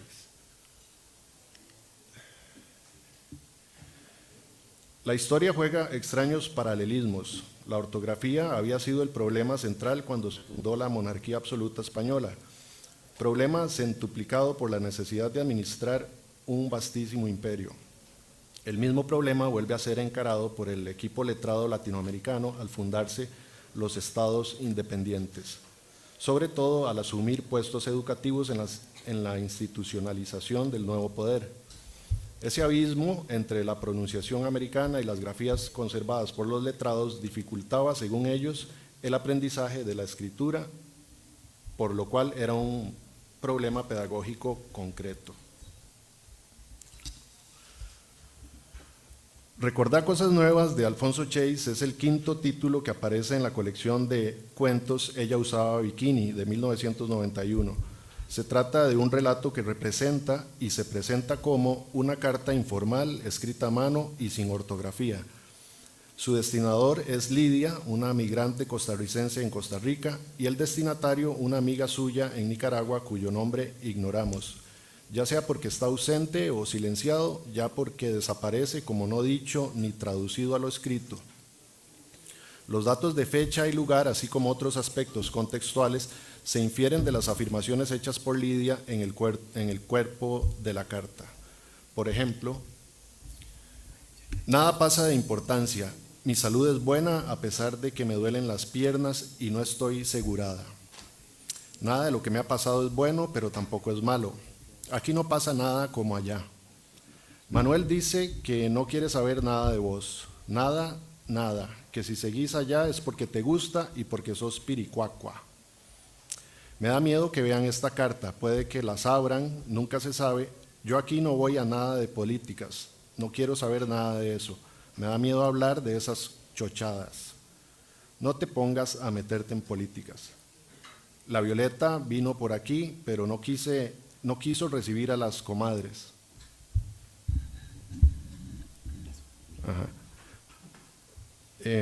Porque andaba muy ocupada en reuniones. Esa vieja me parece una gran babosa y la patrona dice que no sirve para nada y Juan que es analfabeta. Yo no quise ir a silbar al Daniel porque no me gustan esas cosas y me podían hasta retratar. La gente que lo silbó estuvo como desde las 6 de la tarde y les pagaron la comida, pero no se lo digas a nadie. El relato se ambienta a finales de la década de 1980 y principios de los 90, momento en el que la región centroamericana vivía una etapa de transición posbélica marcada por el cierre progresivo de las luchas armadas. Nicaragua estaba en un periodo de transición del gobierno sandinista a uno democrático liderado por Violeta Barrios de Chamorro. Como parte de los acuerdos, la Contra fue desmovilizada, aunque con dificultades, y muchos excombatientes se reintegraron a la vida civil con apoyo internacional. El nuevo gobierno, con el apoyo de Estados Unidos y organismos financieros internacionales, aplicó políticas neoliberales, privatizaciones, reducción del gasto público y liberalización del mercado. Estos factores provocaron movimientos migratorios de nicaragüenses hacia Costa Rica, país vecino percibido como estable y seguro. La migración fue tanto política como económica e incluyó mayoritariamente a personas campesinas y jóvenes, aunque también a intelectuales y disidentes. Las redes laborales y sociales previas en Costa Rica facilitaron este movimiento. A comienzos de los años 80, Costa Rica, al igual que otros países latinoamericanos, sufrió una grave crisis de deuda externa, lo cual implicó firmar acuerdos con el FMI e implementar políticas de ajuste estructural, recortes del gasto público, devaluación de la moneda, aumento del desempleo y pobreza. La literatura costarricense planteó con más fuerza esta realidad social. Se abordaron desde diversas aristas los temas de la migración, la exclusión y la identidad. Aumentó la presencia de medios de comunicación masiva y, consecuentemente, la difusión de estereotipos y construcciones simbólicas de lo nacional y lo extranjero. Específicamente, respecto del texto Recordar cosas nuevas, Mijaíl Mondol señala que, cito, Alfonso Chase introduce el sujeto migrante, la subjetividad del migrante marginal dentro del ámbito costarricense, su perspectiva, qué piensa, cuáles son los aspectos que lo afligen, cómo se define su identidad otra frente a la identidad cultural costarricense. Cierra, fin de cita. Esta introducción del sujeto marginal dentro del ámbito de la literatura costarricense se acompaña además de una particular noción de literatura en el margen y de una propuesta de lectura en migración. Es decir, un hecho literario que en el caso de Recordar cosas nuevas transita en esa otra frontera inestable que migra entre la escritura y la oralidad. Es en ese límite donde confluye el intercambio, enmarcado por la carta como soporte material, metafórico, donde lidia con sus propias fronteras expresivas. Entonces, el texto de Chase es también una carnavalización que literaturiza la oralidad y oraliza la literatura, que intimiza lo público y publica lo íntimo. Dentro del artefacto carta se establece la dinámica operativa de esa inversión. La carta es el espacio donde lidia con el código escrito, metáfora de su esfuerzo por reconocerse a sí misma como otra presente en su escritura. Parafraseando a Paul Ricoeur, la alteridad implícita no solo del sí mismo semejante a otro, sino del sí mismo en cuanto otro. Este esfuerzo además está enmarcado formalmente desde el título. Recordar cosas nuevas es un oxímoron imperativo que propone, a partir de su aparente contradicción, una apuesta por soltar el pasado, asumir el presente y soñar el futuro. No solo evidencia las discordancias de la memoria y los imaginarios presentes, sino que propone una relectura de la nostalgia como recuerdo de un futuro incierto, desvinculado de la historia y del pasado ya evadido, ya impuesto, ya negado o aceptado. Es ese otro que aparece y desaparece, ausente y presente en la historia. Dice Lidia: deja de recordar las cosas viejas, nada dejan. Me da miedo pensar sobre lo que ya pasó. No te olvides de nosotros y recordá siempre cosas nuevas, que es lo único que nos queda. Por otra parte, el texto está escrito completamente en letra cursiva, lo cual, entre otros aspectos formales manifiestos, llama la atención tanto sobre la caligrafía, escritura ligada al trazo manual, no tipográfico, como sobre lo oral, gestualidad y presencia comunicativa, inmediatez y prosodia. Así, son evidentes los aspectos propios de la comunicación epistolar informal, íntima, cercana, subjetiva y restringida en principio a la interacción yo-tú, es decir, el nosotros implicado en la enunciación. Lidia también habla de terceras personas, le cuenta noticias, chismes a su amiga y oblicuamente a los lectores, quienes participamos intrusivamente en el intercambio y fisgoneamos en lo que se dice de ese otro nosotros. Lidia nos cuenta: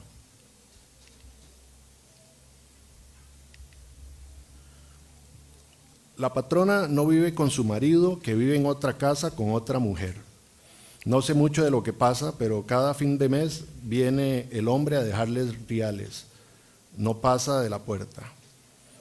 No sé de Melvin nada. Dicen que lo agarraron preso en una casa de Porexcazú. Andaba metido con gente un poco extraña y nadie sabe de él. Su mamá me ha buscado varias veces, pero a la patrona no le gusta que me vengan a buscar. Llama la atención la insistencia sobre el uso correcto del código escrito y la aparición de recursos de la oralidad para la organización de las ideas, digresiones, paréntesis, interrupciones, etc. Lidia hace explícitos estos aspectos de su pugna en diversos momentos del texto. Por ejemplo, como culpa, perdona la letra, pero se me olvidan las palabras y no sé cómo se escribe. Todas me parecen iguales a pesar de que pongo atención a la tele para ver cómo hablan por aquí las gentes. Como incertidumbre, no sé si mandarte esta carta. Para escribir se me mezclan las hablas y me resulta muy extraño leer lo que te escribo. Como burla o humor, la carta no la había contestado porque no me había llegado. Por eso no te había mandado mis patas de araña, como dice la patrona de mis letras. O como expiación, perdona la letra, pero como dice en Mateo, por tus palabras serás justificado y por tus palabras serás condenado. El texto no solo nos presenta la culpa y la falta ortográfica o de escritura, sino además la expiación de la ausencia identitaria y de voz. En El escritor argentino y la tradición, un ensayo de 1932, Jorge Luis Borges afirma que no hay mayor prueba de la autenticidad del Alcorán, el libro árabe por excelencia, que la ausencia de camellos en sus páginas, pues, cito, Mahoma, como árabe, no tenía por qué saber que los camellos eran especialmente árabes. Eran para él parte de la realidad, no tenía por qué distinguirlos. En cambio, un falsario, un turista, un nacionalista árabe, lo primero que hubiera hecho es prodigar camellos, caravanas de camellos en cada página. Pero Mahoma, como árabe, estaba tranquilo, sabía que podía ser árabe sin camellos. Fin de cita. Lo evidente es desapercibido, lo obvio obviado, la razón también normaliza. Reconocer en el otro lo propio, tanto como lo propio en lo otro, lo familiar extraño, según Freud, es el sentimiento de lo ominoso, la cara que no se quiere ver, lo reprimido o siniestro, por silenciado, por oculto, por prohibido. No hay diferencia en lo idéntico, solo en la mirada del otro aparece lo evidente, lo auténtico, propio, desapercibido. Es probable que la ausencia de lo otro en el Alcorán tenga que ver con la absoluta identificación que el relato religioso, político o místico solicita de su audiencia. Por tus palabras serás justificado y por tus palabras serás condenado, sentencia Lidia. ¿Qué es lo otro en recordar cosas nuevas y dónde ocurre esta distinción? En La ciudad letrada, Ángel Rama señala que ya desde tiempos de la colonia, cito, a través del orden de los signos, la ciudad letrada articuló su relación con el poder mediante leyes, reglamentos, proclamas, cédulas, propaganda. Sí, fin de cita. La lengua es la compañera del imperio, rezaba la frase con que fue celebrada la gramática de Nebrija de 1492.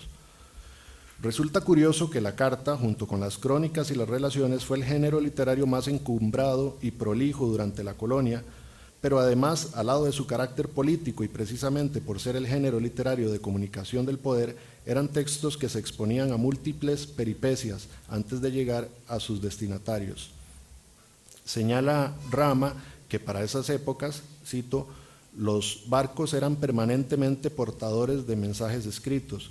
Un intrincado tejido de cartas recorre todo el continente. Es una compleja red de comunicaciones con un alto margen de redundancia y un constante uso de glosas. Las cartas se copian 3, 4, 10 veces para tentar diversas vías que aseguren su arribo. Son, sin embargo, interceptadas, comentadas, contradichas, acompañadas de nuevas cartas y nuevos documentos. El mensaje enviado, si es que llega a su destino, llega alterado, ya es otro, reelaborado, invertido, contrabandeado, y lo escrito nunca coincide idénticamente con lo leído. En Recordar Cosas Nuevas, la otredad se postula en el acceso diferenciado al código, por dicotomías convencionales como correcto, incorrecto, alto, bajo, superior, inferior, bueno, malo, etc. Es decir, lo otro es planteado bajo la forma de una escritura otra. El uso de una ortografía alterada, no fijada, no normativa, una otrografía, como decimos, subvierte la norma lingüística como acto político, representa voces subalternas, histórica y simbólicamente excluidas por el lenguaje dominante, además cuestiona ese imaginario homogéneo y homogeneizante de la identidad supuesta, construido sobre metáforas idílicas, metafísicas y esencialistas.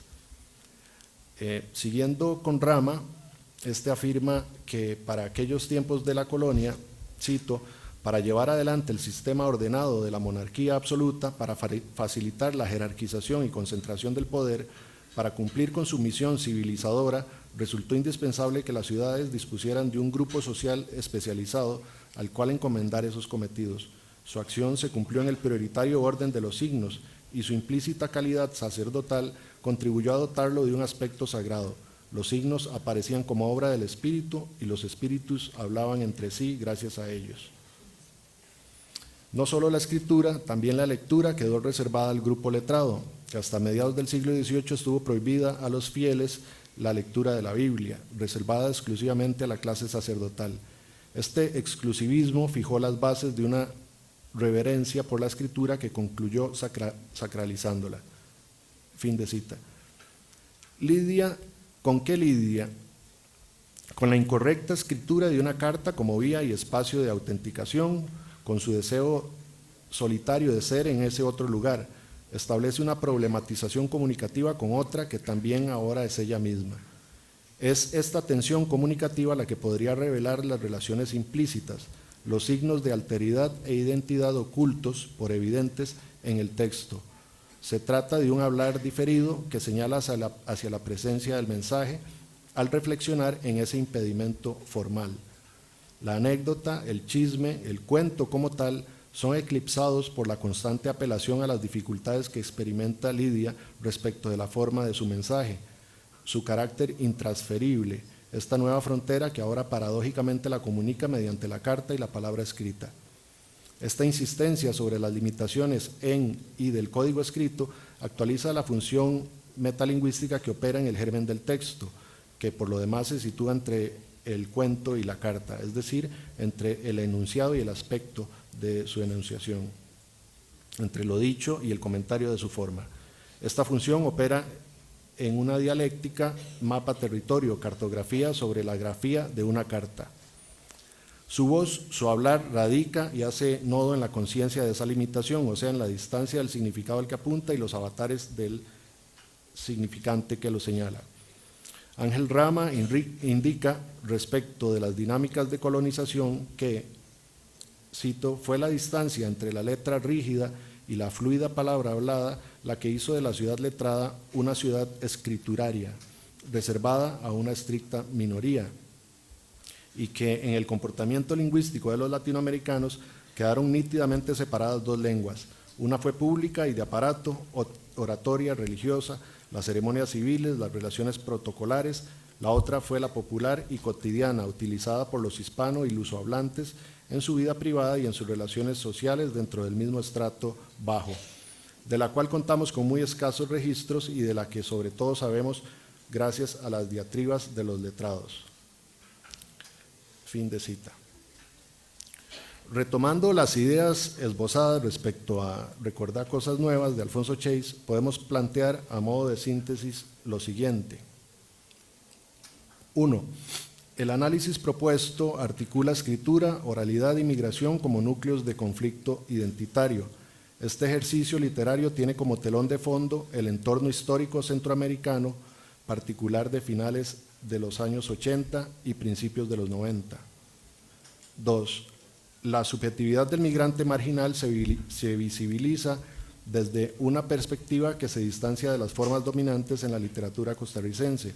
La particularidad formal del texto desplaza el foco desde la anécdota hacia la materialidad del lenguaje, con lo cual se pone en escena una lucha entre el código escrito dominante y las formas orales subalternas, es decir, plantea con este gesto la posibilidad de una escritura otra de la propia historia. 3. La carta se establece como un espacio dialógico presente que problematiza la convergencia de los registros oral y escrito. Es a su vez frontera y confluencia donde el sujeto hablante se enfrenta no solo a las barreras del lenguaje y la escritura, sino a los límites históricos de la identidad y la alteridad que lo conforman. Entonces el texto funciona como un espacio híbrido donde se negocian las identidades en medio de tensiones tanto históricas y sociales como formales y de contenido.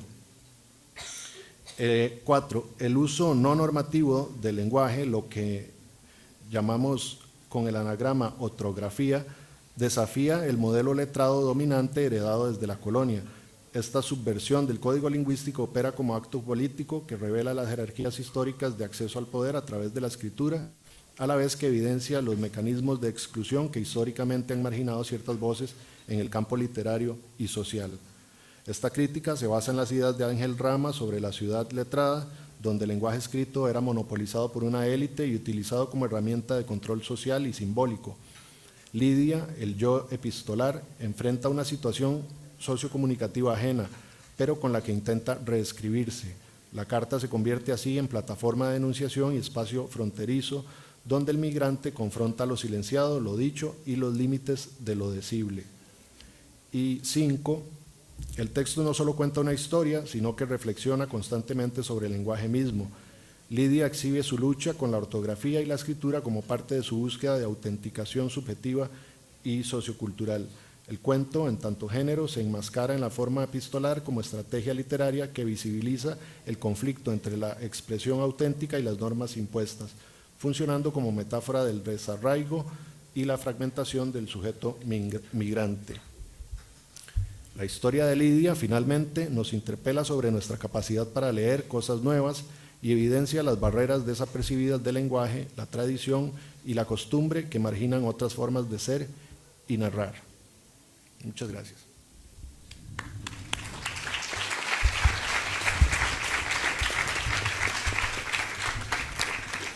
Bueno, muchas gracias al profesor Arturo Jiménez Monge. Tenemos unos minutitos para algunos comentarios adicionales, preguntas o no sé.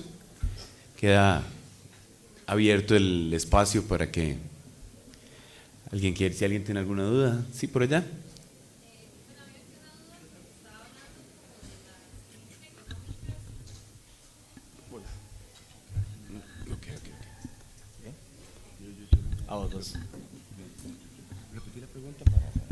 Vamos a volver a plantear la pregunta para que se pueda escuchar en la transmisión.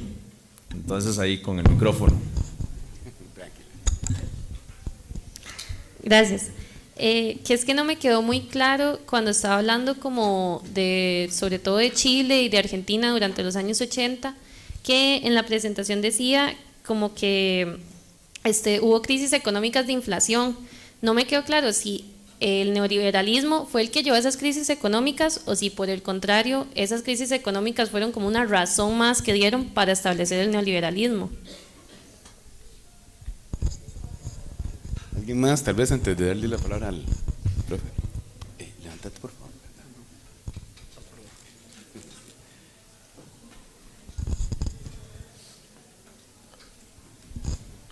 Bueno, relacionado con lo que dice la compañera sobre el tema del neoliberalismo, tengo una pregunta. Considerando la injerencia en Costa Rica de transnacionales neoliberales como el FMI o el OCDE, con el establecimiento de lineamientos de regulación en distintos ámbitos, así como el educativo, ¿cómo puede hacer frente la UCR o las instituciones estatales o las universidades estatales ante estos procesos regulatorios? Es decir, ¿cambiar la orientación política del país o ceder frente a estos lineamientos y convertirse en instituciones formadoras con un enfoque clientelista conforme a lo que ocupa el mercado? una tercera y le damos chance a Jorge.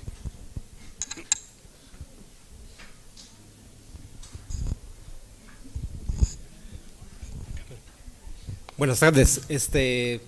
Hablando sobre el neoliberalismo, dentro de la universidad, ¿usted cree que puede haber también complicidad en el sentido que hay cualidades como, por ejemplo, personal tercerizado, profesores interinos, recorte de becas, que no solamente debe ser a causa de gobiernos ejecutivos, sino también por complicidad de la misma administración superior pública? Muchas gracias. Jorge, si quieres, ahorita seguimos con otras. Por ahora. Bueno, vamos a ver. Primero, sí, muy buena pregunta. Bueno, las tres están muy bien planteadas. Las tres preguntas muy buenas. Lo que planteaste es muy importante.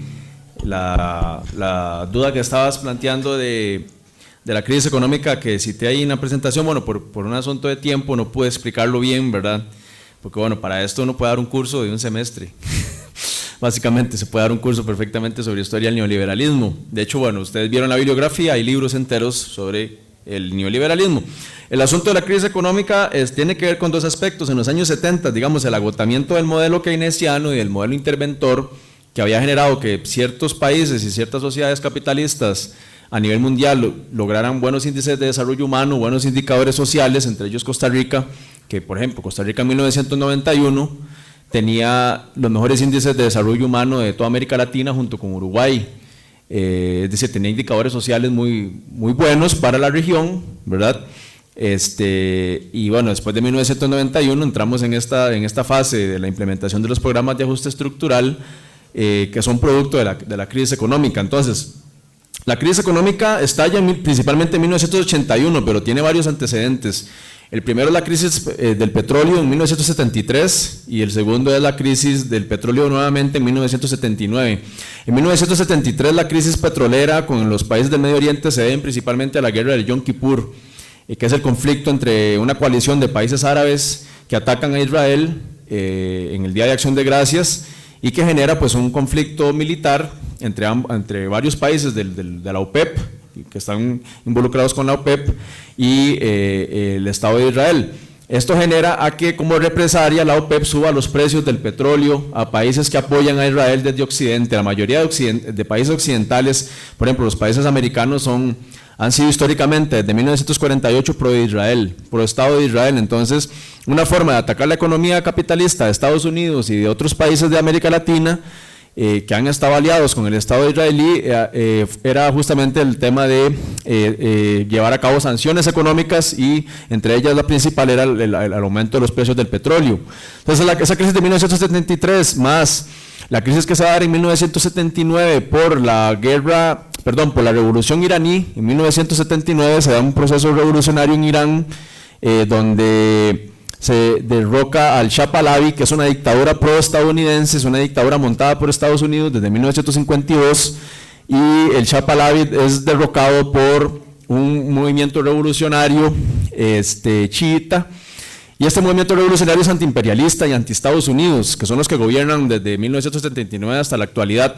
Esa guerra, esa revolución en Irán provoca luego que se dé un conflicto militar regional, que es la guerra entre Irán e Irak.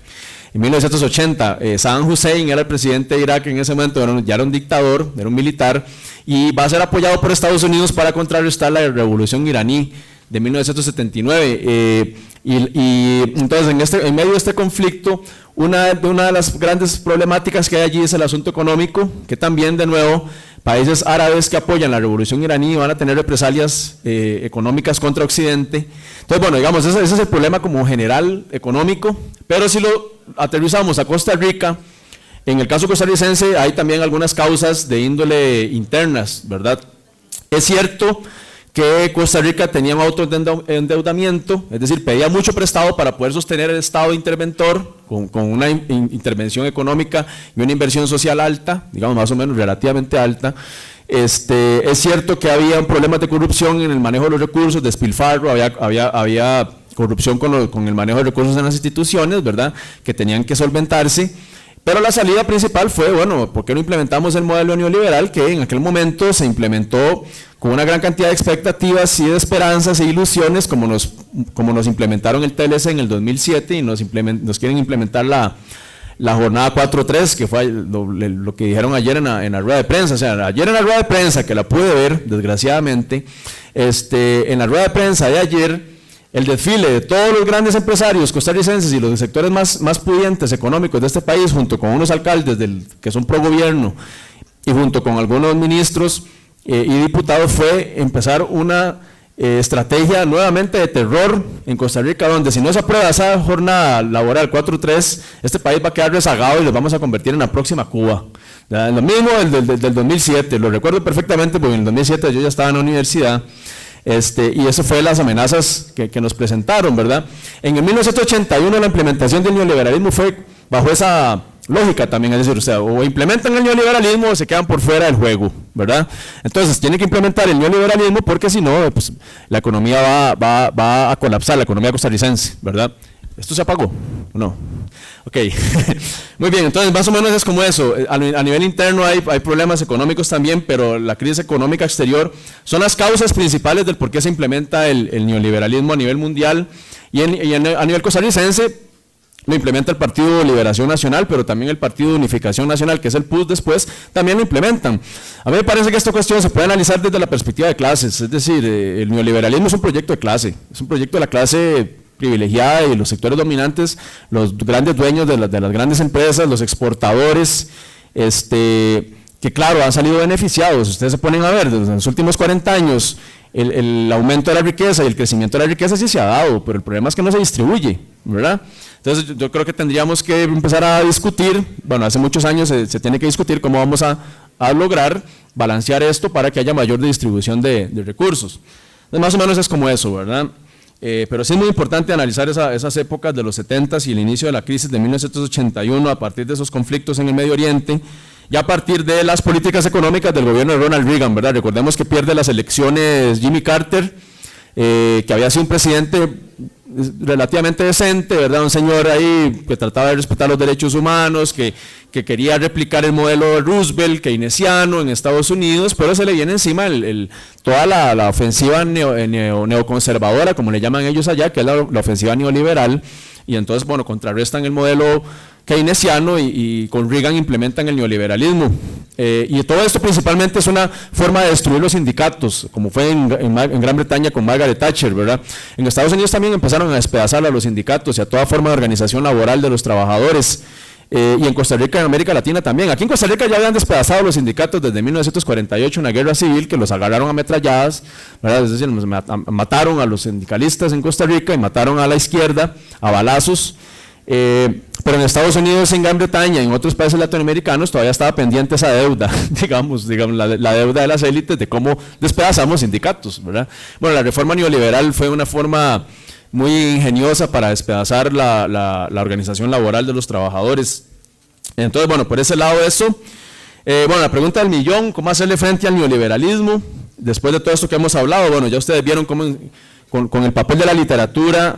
La literatura es un reflejo del sufrimiento humano y de los problemas sociales, económicos que vive la gente latinoamericana y centroamericana y por qué se van la montón de gente que se ha ido de El Salvador, de Guatemala, de Haití, de México, y eso que pues, estamos en Costa Rica, que en el caso costarricense nuestros flujos migratorios hacia afuera no son tan violentos, ni tan agresivos, ni tan grandes como en el resto de países latinoamericanos, pero bueno, la población que sale de Centroamérica históricamente desde los 90s hacia Estados Unidos es grandísima, y de México, con la implementación del modelo neoliberal en esos países, ¿verdad? Y después la población nicaragüense en flujos migratorios hacia Costa Rica, es muy interesante, alguna población nicaragüense intenta el sueño americano hacia Estados Unidos, otras hacia Costa Rica. Entonces, bueno, ¿qué hacer contra el neoliberalismo? Bueno, es una cuestión grandísima que discutir, nos va a llevar horas, pero básicamente yo creo que, bueno, justamente discutir este tema en el marco, digamos, de un diálogo que nos permita tratar de lograr balances para tratar de implementar un modelo de economía mixta. A mí me parece que la salida al neoliberalismo es volver a la intervención estatal y volver a construir un Estado fuerte y volver a tratar de construir una sociedad donde el Estado se preocupe por brindar empleo, garantizar derechos laborales, brindar servicios de educación y salud, dignos y sobre todo la distribución de la riqueza, ¿verdad? Y es que aquí no vamos a aumentar impuestos, nadie está diciendo aumentemos impuestos, ¿verdad? Porque es descabellado, se nos van las empresas, es lógico. No es aumentar impuestos, es cobrar los impuestos como ya están, pero cobrarlos bien, ¿verdad? Es decir, el Ministerio de Hacienda que sea efectivo en el cobro de impuestos para poder financiar con esos recursos lo que necesitamos financiar en materia de educación y de salud. No es nada descabellado, los países capitalistas que tienen los mejores índices de desarrollo humano practican un modelo económico así. Los países que tienen mejores índices sociales practican un modelo así, y los países que eran el norte de Costa Rica y de los intelectuales costarricenses en los años 70 tenían un modelo de ese tipo, ¿verdad? Es decir, proteccionista, con Estado fuerte y con un modelo que protege a los ciudadanos y a la población interna, a nivel interno. Por desgracia, con este gobierno vemos todo lo contrario. La noticia de ayer del semanario Universidad, de la portada, es cómo destruimos a los agricultores, ¿ya?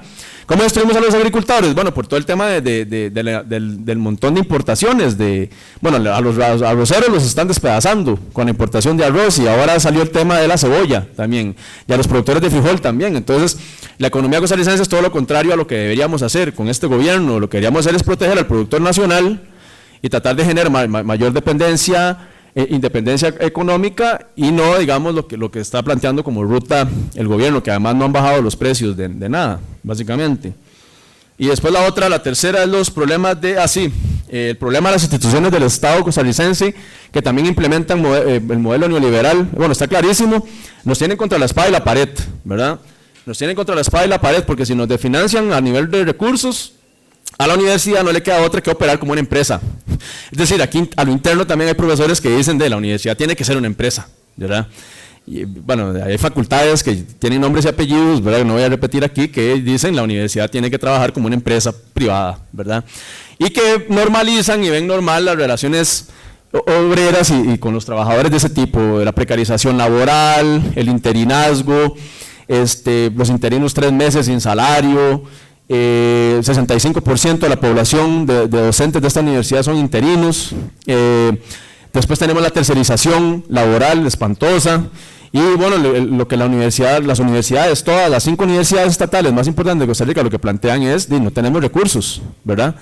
No tenemos recursos, y entonces hay un problema muy serio, y lo más grave me parece a mí es la normalización de ese tipo de neoliberalismo interno que tenemos en nuestra universidad también, de que bueno, no hay salidas a este asunto, ¿verdad?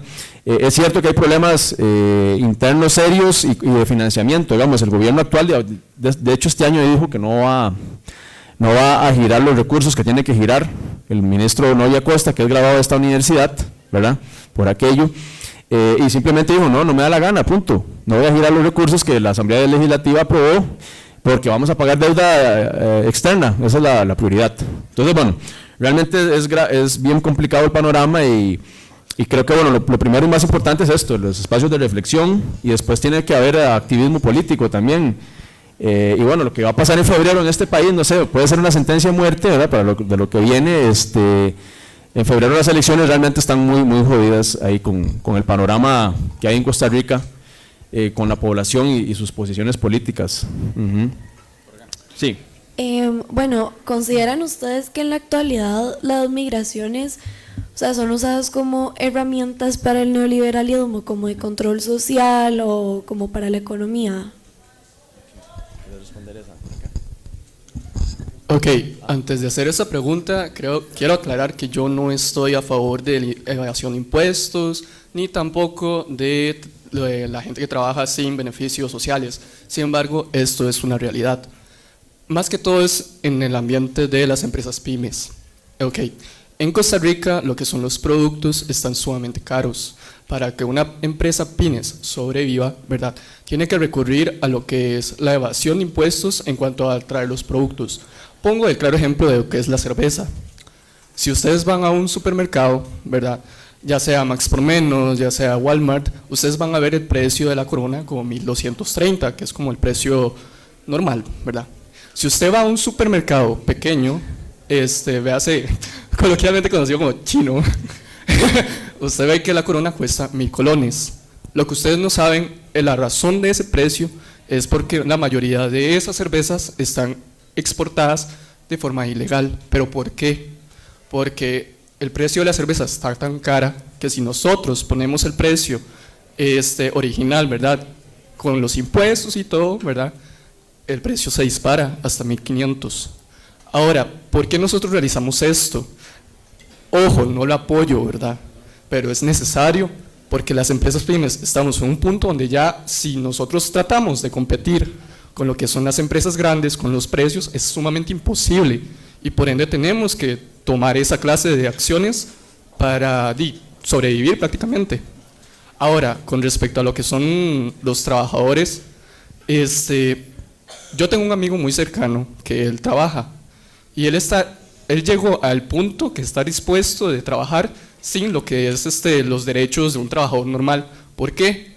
Porque ese 10% que quita la caja, para él ese 10% es sobrevivir. Entonces, ¿hasta qué punto, verdad, es necesario para usted, verdad, regular lo que son la evasión de impuestos, si eso también va a afectar a las empresas pymes? ¿Qué usted propone para llegar a un balanceo?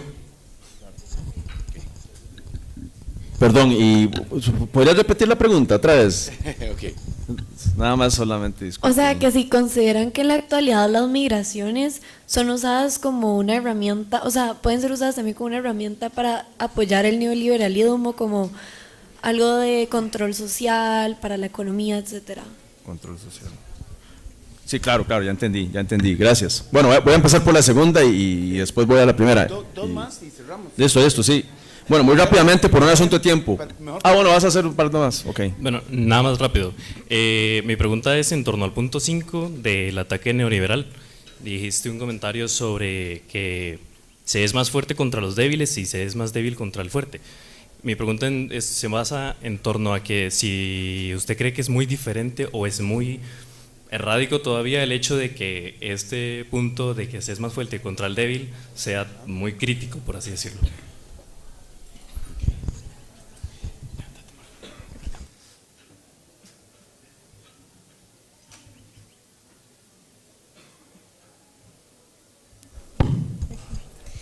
Bueno, primero que nada le quería agradecer al doctor Barrientos y al licenciado Jiménez por este conversatorio tan necesario por todo lo que está pasando en el país. Y bueno, a mí me surgió una duda cuando ustedes estaban, o cuando el doctor Barrientos estaba hablando sobre el neoliberalismo, que es un proyecto histórico del neoliberalismo, pero usted estaba hablando que, digamos, el Estado no tiene que intervenir, porque se supone que el mercado necesita de esa libertad para poder beneficiarse.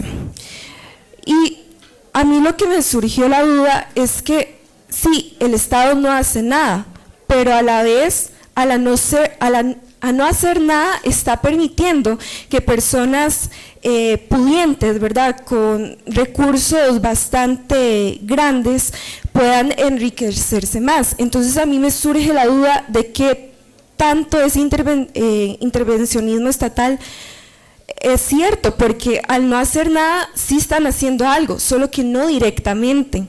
Entonces a mí me surge la duda.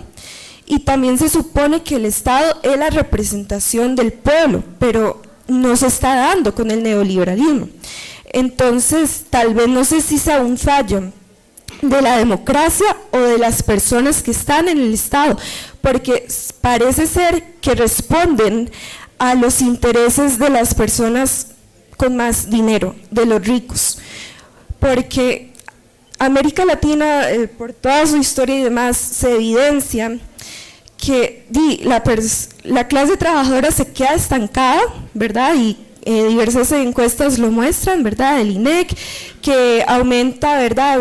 Creo que el Producto Interno Bruto, pero los salarios no aumentan. Entonces, pues sí, es eso, básicamente. Gracias. Bueno, muy buenas todas las intervenciones, excelentes preguntas y comentarios. O sea, se me olvidó también algo. Otro detalle ni pequeñito, pero esto es una realidad, ¿verdad?, en Costa Rica. Los precios de canasta básica, para la gente que no sepa, usted el único máximo que le puede sacar de ganancia es hasta el 12%. Eso está aprobado, bueno, está regulado según el MEIC. Sin embargo, ya la canasta básica por sí sola ya está sumamente cara. Entonces, la consulta es, ¿hasta qué punto, verdad, usted ve necesario poner ese balance de precio cuando ya incluso las empresas pymes no son capaces de comprar el producto porque ya está demasiado caro? Y sacarle únicamente 12%, que es lo que permite la ley, prácticamente no es nada ganancia, porque estamos hablando del precio coste, hay que sumarle al precio de traerlo, hay que sumarle el precio de salarios y hay que sumarle también el precio de renta, luz, agua, etcétera. Claro. Bueno, muy rápidamente porque tenemos que empezar las clases del segundo round de la tarde a las 3, entonces voy a tratar de responder muy rápido. Lo que planteabas vos, sí, muy buenos comentarios. Es importantísimo diferenciar entre las MIPYMES y las grandes empresas, porque en Costa Rica no se pueden tratar a todas por igual. Una cosa es tener una pulpería y una cosa es tener un mini super en el barrio, una cosa es tener una pequeña venta de pollo asado y otra cosa es tener una empresa gigantesca como Florida Ice and Farm en Costa Rica que tiene no sé cuántos miles de trabajadores, ¿verdad? Es decir, unas grandes empresas de nuestro país. Por eso es importante uno ahí googlea, digamos, en internet información de periódicos como El Financiero y entre otras fuentes también académicas que tiene la universidad, nuestros institutos de investigaciones, y ahí van a diferenciar. Entonces, cuando yo hablaba me refería a grandes empresas, ¿verdad? Es decir, a las 250 empresas que todos los años salen las noticias, que son las 250 empresas más poderosas de Costa Rica y que declaran renta cero, ¿verdad? Ahí es donde está el problema. El trato con las MIPYMES debe ser diferente. Las pequeñas y medianas empresas más bien tienen una carga tributaria muy fuerte, muy pesada. Y las pequeñas y medianas empresas tienen que pagar un montón de impuestos. Digamos, en mi familia hay pequeña y mediana empresa. Y de algo que se quejan siempre mis familiares y amigos que tengo es que, bueno, ellos son los que tienen la carga encima. Es decir, lo que se le pone encima a los hombros a los costarricenses es sobre los trabajadores y sobre las MIPYMES. Y los que están más arriba, no pagan los impuestos que deberían estar pagando, y ahí es donde está el problema de la evasión fiscal. Entonces creo que esa diferenciación es importante de lo que hablaba. Yo estoy totalmente a favor, obviamente, de que las empresas pequeñas y medianas surjan y que tengan facilidades para poder desarrollarse. Y me parece que un modelo de justicia tributaria es que también los de arriba cooperen y ayuden, las empresas más poderosas de este país cooperen y ayuden. Yo tenía la lista de empresas ahí en la presentación de PowerPoint, si alguien la quiere me la puede solicitar y se la paso para que la pueda leer. Son 120 filminas y yo creo que leí como 30, es imposible poderlo hacer todo, pero ahí tiene la lista de empresas más poderosas de Costa Rica, Durman Esquivel, por ejemplo, Café Brit, entre otras. Viene ahí, bueno, pues cuánto es el aporte que están brindando, y por supuesto que como no están brindando un aporte tan fuerte como debería ser, siempre el cobro es a los que están más abajo, pequeña y mediana empresa. Lo de la cuestión migratoria, claro, está clarísimo que los migrantes se convierten en mano de obra barata para explotar, mano de obra para trabajos pesadísimos y en condiciones de explotación total. Eso es un mecanismo de control social, como decías. Entonces, claro que los migrantes en Costa Rica, los que vienen acá, los nicaragüenses, hacen los trabajos más pesados y con condiciones más insalubres y más inseguras que los ticos ya no quieren hacer, o los costarricenses no están anuentes a hacer. Y en Estados Unidos surge igual, y en Europa igual, con la mano de obra árabe y con la mano de obra de países de África, ¿verdad? Y podemos hablar de un montón de flujos migratorios en otras partes. Entonces puede ser que esto también esté planificado, es decir, producir miseria y producir pobreza de manera planificada, porque eso se planifica también, aunque ustedes no lo crean, y que los migrantes sean justamente los que proveen la mano de obra barata para explotación laboral. Así fue en el Mundial de Qatar, ¿verdad? Cuando en el 2022 nos estuvieron llamando para hablar del tema del Mundial de Qatar, del sistema que tienen de explotación laboral semiesclavista, que es el sistema de Kabbalah. Los que construyeron los estadios y los hoteles en Qatar eran pakistaníes, iraquíes, somalíes, gente de África y de países de Medio Oriente que están en guerra y que estaban anuentes a un sistema donde usted firma un contrato donde usted se convierte en posesión privada de un dueño, ¿verdad? Así de horrible es el asunto. Entonces, como eso, digamos, básicamente, no recuerdo cuáles eran las otras, cómo intervenir, qué debe hacer el Estado. Bueno, sí, lo que le decía la compañera, sí. Sí, es una democracia que dirigen las élites económicas, no debería resignarse a eso, digamos. Bueno, no sé si indignarse o resignarse, cada quien decidirá. Yo me indigno, en realidad, no resigno, pero sí, uno también a veces dice, no hay salida, ¿verdad? Uno también puede resignarse y decir, esto es una democracia, pero la democracia, los que toman las decisiones y dirigen están arriba. Y nosotros, pues, estamos observando cómo suceden las cosas. Nuestro papel es de fiscalización y de denuncia de lo que pasa, ¿verdad? Bueno, pues el Estado sí debería tener un papel más importante en la economía. Cuando no interviene está haciendo algo, claro, a propósito, ¿verdad? Que el Estado no intervenga y no regule nada, como pasa aquí con el problema ambiental, es a propósito. Es decir, en este gobierno la destrucción de Manzanillo Gandoca, el bosque Manzanillo Gandoca, lo hicieron a propósito, es decir, dieron los permisos para destruir el bosque el año pasado. Y la denuncia que hay sobre la destrucción del bosque, ¿en qué? Pues que acaba de salir la semana pasada, también el gobierno dio el permiso para hacerlo. Entonces, es un Estado que sí interviene, pero a favor de sus amigos, ¿ya? Entonces, es una cosa como de película de terror, básicamente, ¿verdad? Bueno, buenas tardes a todos y a todas participantes de este conversatorio. Mi pregunta va dirigida para usted, don Jorge. Mi pregunta es, ok, Costa Rica actualmente está en un estado de deflación, creo que este mes fue 0.5, teniendo en cuenta que Costa Rica no es una economía en donde se exporte mucho, entonces no afecta a la deflación como tal, sino sí sería un decrecimiento económico, claro.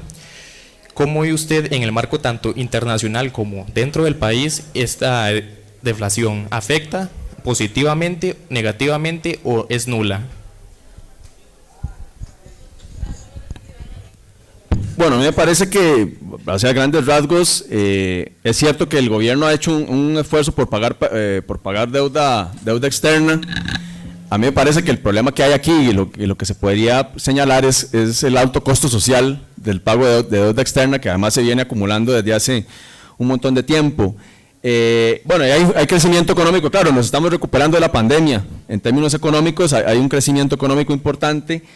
Y bueno, yo básicamente pensaría que sí, tiene que haber un balance económico-social. Ahorita que hablan del papel del Estado, cuando uno habla de esta cuestión de la intervención del Estado, no estamos hablando de un Estado autoritario para nada, ¿verdad? Ni un Estado que se convierta en un ente burócrata que entorpezca las actividades económicas comerciales. Yo creo que Costa Rica en algún momento de la historia de los últimos 50 años ha hecho un buen balance entre el papel del libre comercio, de la libre economía, pero también que haya una regulación por parte del Estado, para que el Estado justamente controle cuestiones que tienen que ver con la fiscalización de salarios, de derechos laborales, de cuestión de medio ambiente, de la cuestión de cómo se financian los impuestos, ¿verdad?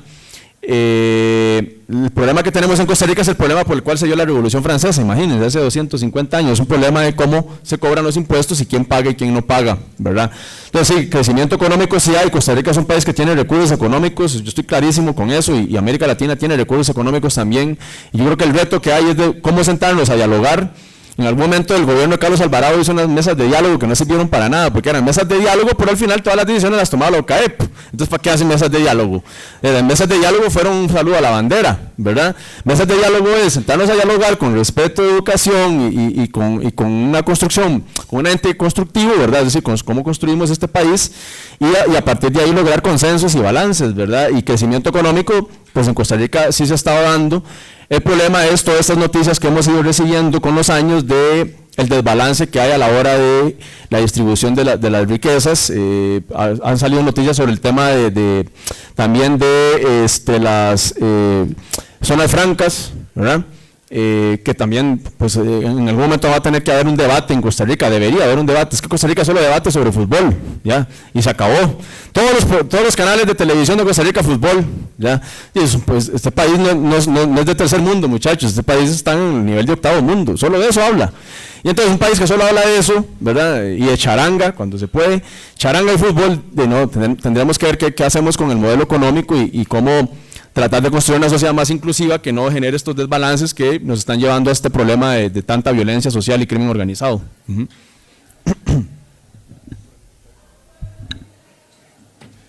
Bueno, muchísimas gracias por acompañarnos. Lamentablemente el tiempo ya nos ganó. Evidentemente es un tema que suscita muchas inquietudes y preocupaciones. De parte de la cátedra Enrique Macaya Laman, de la Escuela de Estudios Generales de la Universidad de Costa Rica, les agradecemos muchísimo su participación, a quienes están acá presentes y a quienes nos han seguido por redes. De nuevo, muchísimas gracias y por favor sigan pendientes porque este es parte de un ciclo de actividades que continuaremos haciendo. Muchísimas gracias.